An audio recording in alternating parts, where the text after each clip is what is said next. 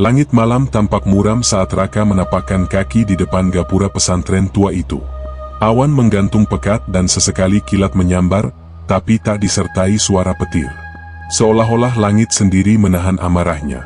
Gerbang kayu pesantren yang sudah lapuk dimakan usia itu berdiri kokoh dengan ukiran kaligrafi tua, diapit dua patung macan batu yang konon katanya bisa bergerak jika diganggu. Angin yang berembus dari arah hutan belakang membawa aroma tanah basah bercampur sesuatu yang amis dan menyengat, seperti bau daging yang mulai membusuk. Raka, dengan tas ransel tua di punggung dan sorban kecil tergantung di leher, menatap gerbang itu tanpa berkedip. Keringat dingin menetes di pelipisnya meski udara begitu dingin menusuk. Di benaknya, terngiang terus wajah ayahnya, hangus, kulitnya mengelupas, lidah terjulur seolah ingin berteriak minta tolong. Namun ketika ditemukan, tubuh itu masih utuh tak terbakar sedikit pun oleh api. Warga bilang itu mati tak wajar, ulah jin tanah, kata mereka. Tapi Raka tahu, ini lebih dari sekadar gangguan gaib biasa. Ini pembunuhan. Tapi dengan cara yang tak bisa dijelaskan oleh akal manusia. Kiai Mursid, sang pemilik pesantren, adalah sosok yang melegenda di kalangan pesantren-pesantren salaf. Dulu, konon beliau pernah mengalahkan jin penunggu gunung hanya dengan membaca surat Al-Baqarah 1 kali penuh tanpa henti. Kini, usianya sudah senja, jubah putihnya lusuh, wajahnya keriput namun matanya tajam menembus hati. Saat Raka tiba, kiai itu sudah berdiri di depan surau utama, seolah telah mengetahui kedatangannya jauh sebelum ia sampai. Kau membawa dendam, nak, ucap Kiai Mursid perlahan, nadanya tenang tapi menusuk. Raka mengangguk pelan, tenggorokannya tercekat. Bapak saya mati mengenaskan, Kiai, dan saya tak terima. Sang Kiai tidak langsung menjawab. Ia hanya menatap langit sejenak lalu berbalik arah. Masuklah. Malam ini kita mulai. Tapi ingat, menuntut keadilan bukan perkara mudah. Kau akan bertemu kegelapan yang selama ini hanya kau dengar dalam cerita, dan belum tentu kau bisa kembali sebagai dirimu yang sama. Hari-hari pertama Raka di pesantren bukanlah hari yang biasa. Ia tidak belajar kitab seperti santri lain. Ia tidak ikut ngaji atau ronda malam. Ia ditempatkan di kamar kecil di belakang dapur, tepat di sebelah kandang kambing yang katanya pernah digunakan untuk mengurung jin yang merasuki seorang santri beberapa tahun lalu. Di malam pertama, saat baru saja hendak memejamkan mata, Raka mendengar suara langkah kaki menyeret di belakang kamarnya. Suaranya lambat, berat, seperti tubuh yang dipaksakan untuk bergerak. Ia berpikir itu hanya seekor kambing, sampai suara itu berhenti tepat di luar jendelanya dan terdengar napas berat, disertai aroma hangus dan bau daging gosong.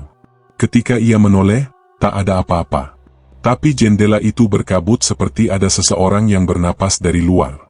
Malam itu, ia tak bisa tidur. Ia hanya menggenggam tasbih kecil milik almarhum ayahnya, mulutnya komat kamit membaca doa-doa yang masih ia hafal. Ia sadar, ia sudah masuk ke dunia yang tidak lagi sepenuhnya milik manusia.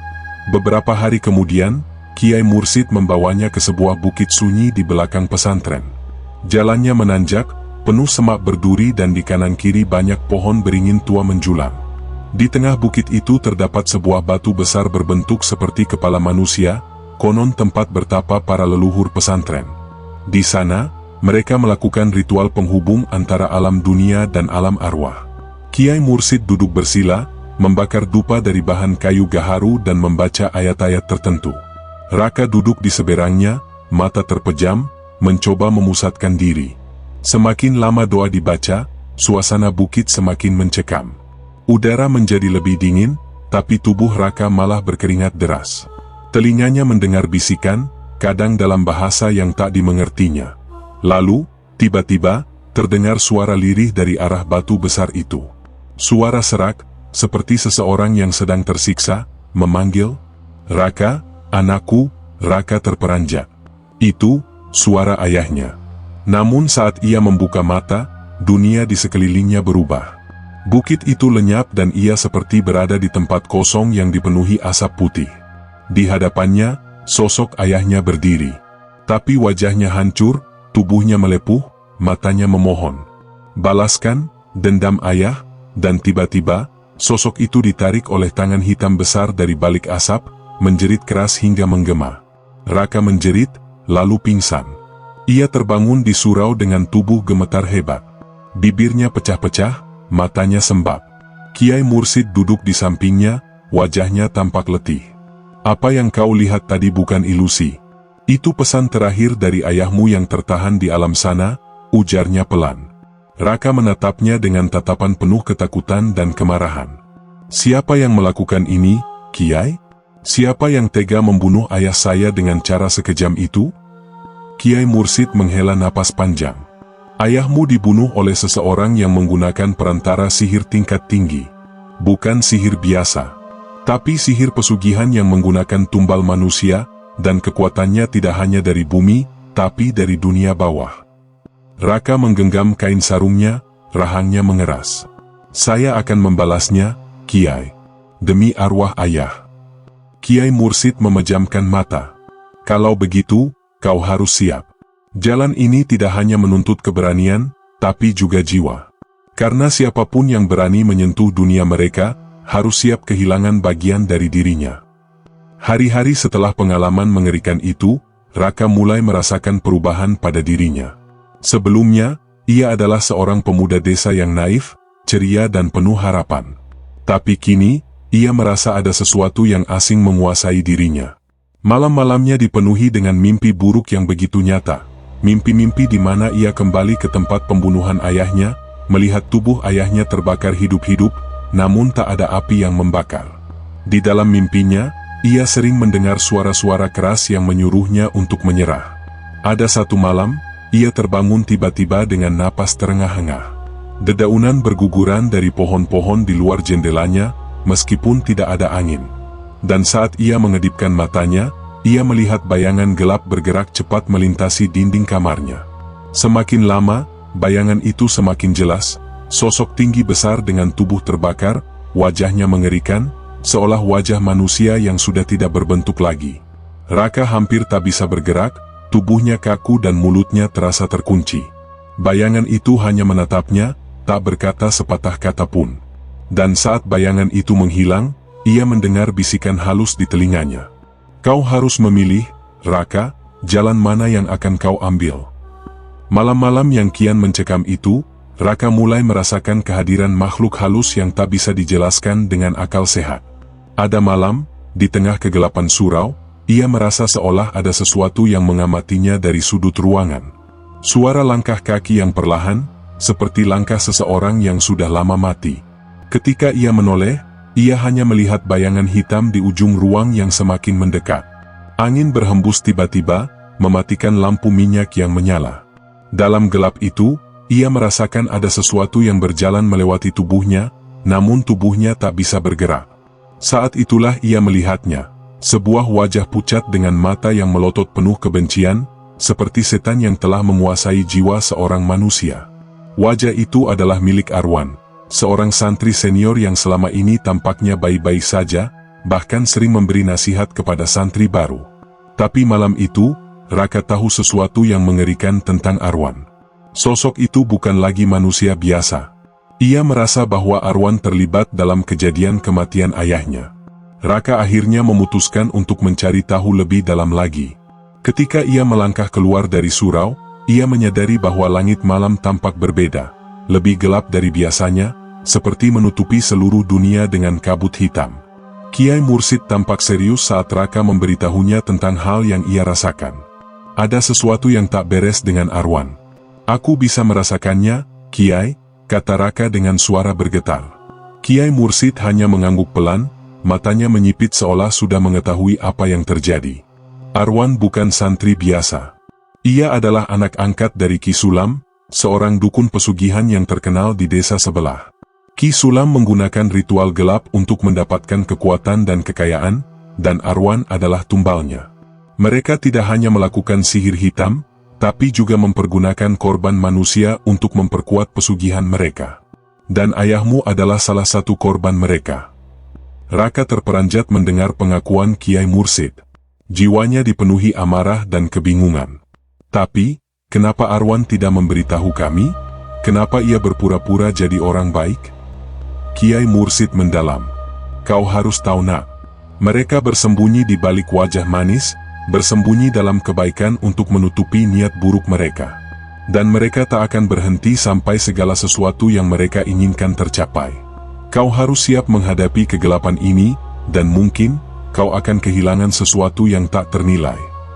Raka menggenggam tangannya erat, matanya terbakar tekad. Malam berikutnya, Raka mengikuti Arwan diam-diam. Arwan tampaknya tidak menyadari kehadirannya saat ia menyelinap melalui jalan setapak menuju hutan belakang pesantren. Hutan itu dikenal angker, banyak pohon beringin yang dianggap sebagai tempat peristirahatan bagi makhluk halus. Saat Raka menyelinap lebih dekat, ia melihat Arwan berdiri di depan sebuah pohon besar yang telah dipenuhi oleh ranting-ranting kering. Di sekelilingnya, ada cahaya merah samar dan segerombolan bayangan melayang di udara, seperti roh-roh yang sedang menunggu perintah. Arwan mengeluarkan sebuah keris hitam dan menggunakannya untuk menusuk tanah. Ia mulai melantunkan sebuah mantra yang terdengar asing di telinga Raka. Tiba-tiba, tubuh Raka terasa berat, seolah ada tangan tak kasat mata yang menahannya di tempatnya. Raka mencoba bergerak, tapi langkahnya tertahan. Tiba-tiba, di belakang Arwan, muncul sebuah sosok besar, seorang dukun tua dengan wajah penuh keriput. Raka bisa merasakan aura jahat yang kuat terpancar dari sosok itu. Arwan tampaknya mengundang makhluk ini, menjadikannya sebagai perantara kekuatan yang lebih besar. Di sanalah Raka akhirnya melihat sesuatu yang tak dapat dilupakan, sosok yang lebih mengerikan dari apa yang pernah ia bayangkan. Raka kembali ke pesantren dengan perasaan cemas yang mendalam. Ia tahu, malam itu ia telah melihat hal yang lebih dari sekadar sihir. Itu adalah kekuatan gelap yang bisa merobek batas antara dunia manusia dan dunia roh. Keesokan harinya, ia menceritakan semuanya pada Kiai Mursid. Sang Kiai menghela napas panjang, matanya tertutup sejenak dan mulutnya bergetar saat mengingat apa yang akan datang. Kini, kau harus siap menghadapi kenyataan. Arwan dan Ki Sulam bukan hanya musuh, mereka adalah bagian dari dunia yang lebih besar, dunia yang sangat gelap. Mereka tak hanya akan membunuh tubuh fisik, tapi juga mencuri jiwa. Dan jika kau ingin menuntut keadilan untuk ayahmu, kau harus menghadapi mereka di dunia mereka. Raka menatap Kiai Mursid dengan penuh tekad, tetapi juga ketakutan yang mendalam. Apa yang harus saya lakukan, Kiai? Kiai Mursid berkata pelan, namun tegas, kau harus menemui Ki Sulam di pusat kekuatan mereka. Di sana, kau akan menghadapi pertarungan yang tak hanya menguji tubuhmu, tapi juga jiwamu. Apakah kau siap? Karena setelah ini, kau tak akan pernah sama lagi. Raka tidak tidur sama sekali malam itu. Pikirannya penuh dengan ancaman yang semakin mendekat. Tidak hanya dendam yang membakar hatinya, tetapi juga rasa takut yang datang tanpa henti. Ia tahu, perjalanan yang ia tempuh kali ini tidak akan mudah. Bahkan Kiai Mursid yang telah lama berhubungan dengan dunia gaib pun tampak cemas. Kiai itu memberikan sebuah cincin perak tua yang dipenuhi ukiran ayat-ayat, yang katanya bisa melindungi Raka dari pengaruh sihir jahat. Ini adalah cincin pelindung, ujar Kiai Mursid. Saat kau memasuki dunia mereka, dunia yang tak kasat mata, cincin ini akan membantu menjaga agar jiwamu tidak terperangkap dalam pengaruh gelap mereka. Namun ingat, benda ini hanya berfungsi jika hatimu tetap bersih dan tidak terjerumus dalam kebencian yang tak terkendali. Raka menggenggam cincin itu erat-erat. Di dalam hatinya, rasa kesedihan, amarah dan keputusasaan campur aduk. Ia merasa, ia tidak hanya akan menghadapi Arwan dan Ki Sulam, tetapi juga menghadapi sisi gelap dirinya sendiri. Mungkinkah ia kembali sebagai orang yang sama setelah semua ini berakhir? Mungkinkah ia bisa membawa ayahnya pulang? Pagi-pagi sekali, sebelum matahari terbit, Raka menyusuri jalan setapak menuju hutan di belakang pesantren. Hatinya berdebar, langkahnya semakin berat saat ia mendekati pohon besar tempat Arwan dan Ki Sulam melakukan ritual gelap itu. Tidak ada suara burung, tidak ada desiran angin. Hutan itu seolah menahan napas, menunggu kedatangannya. Saat ia tiba di tempat yang sama, suasana di sekelilingnya terasa berbeda. Pohon-pohon di sekitarnya tampak hidup, seakan mereka tahu akan ada sesuatu yang besar terjadi di sana. Raka menatap tanah yang tergores oleh keris hitam, tempat Arwan dulu berdiri. Ia tahu, ini adalah titik pertemuan antara dunia manusia dan dunia roh. Ia melangkah ke tengah, menginjak tanah yang masih basah oleh tumpahan darah dari para korban sebelumnya. Tiba-tiba, suara langkah kaki terdengar, berputar-putar di sekitar Raka. Sesuatu mengintai. Ia merasa, makhluk itu ada di sekitarnya, mengamati setiap gerakannya. "Aku datang untuk membalas, untuk menghentikan semua ini," ujar Raka dengan suara serak. Suasana semakin mencekam. Tak lama setelah Raka mengucapkan kata-kata itu, bayangan besar muncul di hadapannya. Sosok tinggi besar yang menutupi cahaya matahari. Ki Sulam, dengan tubuhnya yang dipenuhi dengan pakaian hitam panjang, tersenyum dingin. "Kau akhirnya datang," kata Ki Sulam, suaranya begitu dalam dan menakutkan. "Aku tahu, kau akan datang. Tak ada yang bisa menghindar dari takdir yang sudah digariskan." Raka menggenggam cincin pemberian Kiai Mursid, merasa energi aneh mengalir melaluinya. "Tak ada takdir yang lebih kuat dari niat seorang anak untuk membalaskan dendam," jawab Raka dengan tegas, meskipun hatinya berdebar kencang. Ki Sulam tertawa pelan, matanya memancarkan cahaya merah yang membuat Raka hampir tergoda untuk mundur. "Lihatlah, Nak, dunia ini lebih gelap dari yang kau bayangkan.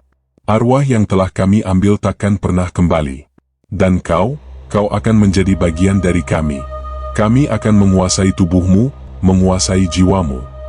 Sebelum Raka bisa bergerak, sosok itu mengangkat tangan dan tanah di sekitar mereka mulai bergoyang. Angin yang tak terlihat menderu kencang dan tiba-tiba muncul bayangan-bayangan gelap yang menyerupai roh-roh gentayangan. Mereka melayang di udara, mata mereka kosong, seperti makhluk yang telah lama kehilangan kemanusiaannya. Namun, Raka tidak mundur. Ia mengingat setiap saat bersama ayahnya, setiap kenangan yang membuatnya ingin membalas keadilan atas kematian yang kejam itu. Di dalam hatinya, rasa cinta terhadap ayahnya jauh lebih kuat daripada rasa takut.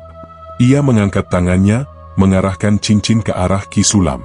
Sesuatu yang tak terduga terjadi. Cahaya terang keluar dari cincin itu, menyinari seluruh hutan dan mendorong bayangan gelap yang ada di sekitarnya. Ki Sulam mundur sejenak, terkejut dengan kekuatan yang datang dari cincin itu. "Apa ini?" teriaknya. Raka tak memberi kesempatan untuk Ki Sulam melangkah lebih jauh. Ia menatap sosok itu dengan mata yang penuh tekad. "Ini adalah kekuatan ayah saya. Ini adalah kekuatan cinta seorang anak yang takkan pernah mati." Begitu Raka mengucapkan kata-kata itu, cahaya dari cincin semakin kuat dan arwah-arwah yang ada di sekitar mereka mulai menghilang, disedot oleh cahaya itu. Ki Sulam berusaha melawan, tapi tenaga jahatnya semakin lemah. "Kau akan menyesal, Nak," kata Ki Sulam dengan suara penuh kebencian. "Kau takkan bisa mengalahkan kekuatan kami." Namun, Raka sudah terlalu jauh terlibat dalam pertempuran ini. Ia tahu bahwa hanya ada satu jalan untuk menyelesaikannya, mengalahkan Ki Sulam dan Arwan selamanya, menghentikan mereka dari merusak kehidupan orang-orang yang tak bersalah. Dengan segenap kekuatan yang ia punya, Raka melangkah maju, menyerang Ki Sulam dengan cahaya yang semakin menyilaukan. Ki Sulam mencoba melindungi diri, tapi kekuatannya semakin melemah. Dalam pertarungan itu, Raka merasa seolah ia berada di antara dua dunia, dunia manusia dan dunia roh yang gelap. Ia merasakan ayahnya di dekatnya, semangat ayahnya yang memberinya kekuatan. Tiba-tiba, saat Raka hampir mengalahkan Ki Sulam, Arwan muncul dari kegelapan, memegang keris hitam yang masih terlumuri darah. "Kau takkan pernah menang," teriak Arwan dengan suara serak. Tapi Raka sudah siap. Ia mengarahkan cincin ke arah Arwan dan dengan segenap kekuatannya, ia memancarkan cahaya yang begitu kuat hingga tubuh Arwan terlempar ke belakang, jatuh ke tanah. Dengan satu serangan terakhir, Ki Sulam dan Arwan terjebak dalam cahaya itu, terperangkap selamanya di dunia yang mereka ciptakan dengan kekuatan jahat mereka. Keheningan melanda hutan itu setelah Ki Sulam dan Arwan jatuh, tubuh mereka tak bergerak lagi. Raka berdiri terengah-engah, napasnya tersengal-sengal, tetapi hatinya berdebar dengan perasaan campur aduk. Ia tidak merasa senang, hanya ada rasa lega yang datang begitu saja. Semua yang ia perjuangkan akhirnya membuahkan hasil, tapi juga meninggalkan bekas yang mendalam di hatinya. Arwah-arwah yang terperangkap oleh kekuatan gelap mereka kini mulai berterbangan, bebas dari belenggu yang menahan mereka selama ini. Raka menatap ke arah tubuh Ki Sulam dan Arwan yang masih terbaring di tanah, keduanya tampak tak bernyawa, terjebak dalam keabadian yang gelap. Sesaat, ia merasa kesepian. Ayahnya yang telah tiada, arwah yang dulu ia anggap sebagai teman, bahkan Ki Sulam yang kini tak bisa lagi menyakiti siapapun. Semua itu meninggalkan bekas luka yang dalam. Dalam kesunyian yang mencekam itu, ia teringat akan kata-kata Kiai Mursid, dendam memang bisa membakar, tetapi jangan sampai ia membakar dirimu sendiri. Air mata Raka mengalir begitu saja, karena ia tahu, meskipun keadilan telah terwujud, tak ada kemenangan sejati dalam pertempuran ini. Saat cahaya dari cincin itu akhirnya memudar, hutan itu kembali ke keadaan semula. Hanya ada kedamaian yang mencekam di sekitarnya. Tak ada suara burung, tak ada angin yang berdesir. Hanya kesunyian yang mengelilingi Raka. Perlahan-lahan, ia berjalan ke arah tubuh ayahnya, yang tiba-tiba muncul di hadapannya dalam wujud yang begitu nyata. Ayahnya, meskipun sudah tiada, kini berdiri di hadapannya, wajahnya penuh kasih sayang. "Nak, kamu telah melakukan yang benar. Aku bangga padamu," kata ayahnya dengan suara lembut, seolah tak pernah pergi. Raka merasa seolah dunia di sekelilingnya menghilang dan hanya ada ayahnya yang ada di sana. "Ayah, aku sudah melakukan semuanya. Aku sudah membalas dendam, Ayah," jawab Raka, suara terisak. Ayahnya tersenyum, menepuk pundaknya dengan lembut. "Dendam hanya membuat luka semakin dalam, Nak. Kamu sudah melakukannya dengan baik. Sekarang, waktunya untuk merelakan dan melanjutkan hidupmu." Raka merasa ada beban yang terlepas dari dadanya, meskipun ia tahu, luka yang ditinggalkan oleh kematian ayahnya takkan pernah sepenuhnya hilang. Raka kembali ke pesantren, tetapi ia merasa tak lagi sama. Setiap langkah yang ia ambil di jalan setapak itu terasa berbeda. Ia tidak lagi menjadi pemuda yang penuh harapan, melainkan seseorang yang telah melewati kegelapan yang tak terbayangkan oleh orang kebanyakan. Ia duduk di depan Kiai Mursid, menceritakan segalanya. Kiai Mursid hanya mengangguk, matanya penuh kebijaksanaan. "Ini adalah ujian hidup, Nak. Hanya orang yang kuat yang bisa melewatinya. Kamu telah menjadi orang yang lebih matang, lebih bijaksana. Ingat, keadilan itu datang dengan harga yang mahal. Tidak selalu dengan kekuatan atau dengan pertempuran, tetapi dengan kesabaran dan pengertian." Raka menundukkan kepalanya, menahan air mata yang hendak jatuh. Ia tahu, bahwa meskipun ia telah menuntut keadilan, dunia ini tidak pernah menawarkan kebahagiaan tanpa pengorbanan. Semua yang ia lakukan hanyalah untuk mendapatkan kedamaian, tetapi ternyata kedamaian itu datang dengan harga yang lebih tinggi daripada yang ia bayangkan. Waktu berlalu dan kehidupan di pesantren pun kembali berjalan seperti biasa. Namun, Raka tidak pernah melupakan pengalaman mengerikan itu. Setiap malam, ia masih merasa bayangan Arwan dan Ki Sulam mengikuti jejaknya, meskipun mereka sudah terperangkap dalam dunia gelap yang mereka ciptakan. Raka mulai memutuskan untuk memulai kehidupan baru, jauh dari dendam yang pernah menguasainya. Ia berusaha untuk mengampuni, untuk melepaskan semua yang terjadi dan melangkah ke depan. Namun, terkadang, saat senja tiba dan angin malam bertiup kencang, ia merasakan kehadiran sesuatu yang tidak kasat mata. Sesuatu yang memperingatkan bahwa dunia yang telah ia selamatkan tidak sepenuhnya aman. Keberadaan dunia gaib itu selalu ada, tersembunyi di balik bayang-bayang, menunggu untuk kembali. Meski begitu, Raka tahu ia tidak akan pernah lagi menjadi orang yang sama. Ia telah belajar bahwa kekuatan sejati bukan berasal dari membalas dendam, melainkan dari kemampuan untuk mengampuni dan bergerak maju, meski ada bekas luka yang tak pernah hilang. Pada suatu malam yang tenang, saat Raka duduk merenung di bawah pohon rindang di halaman pesantren, ia merasakan sesuatu yang berbeda. Ada kedamaian yang datang tanpa disangka-sangka. Mungkin, kedamaian itu datang setelah semua cobaan yang ia lalui. Ia mengingat kata-kata Kiai Mursid tentang melepaskan beban masa lalu dan mencari jalan untuk hidup lebih baik. Raka menatap langit malam yang cerah, seolah ia dapat merasakan ayahnya ada di sana, menatapnya dengan bangga. Ia tahu, meskipun pertempuran itu telah berakhir, hidupnya baru saja dimulai.